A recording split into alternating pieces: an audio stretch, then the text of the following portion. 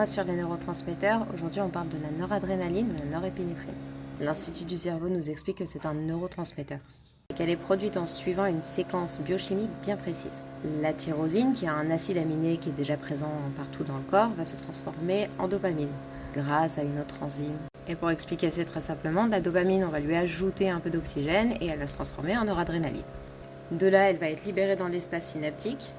Et ensuite de là, elle va bosser via plusieurs récepteurs. Mais on va résumer parce que c'est super long. Récepteur 1, elle va participer à la vasoconstriction et à l'augmentation de la pression artérielle. Sur le récepteur 2, elle va jouer un rôle dans la régulation de la libération des neurotransmetteurs.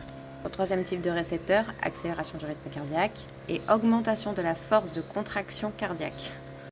Oui, je sais pas pourquoi j'ai eu du mal à dire cette phrase. Et sur le 4, bronchodilatation et relaxation des muscles lisses. Et une fois qu'elle a fini de bosser, elle est recaptée et soit elle est dégradée, soit elle est réutilisée plus tard. Donc la noradrénaline, elle participe dans la réponse au stress, dans la régulation de la tension.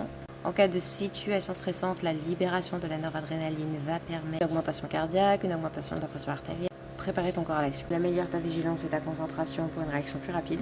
Elle stimule la libération de glucose.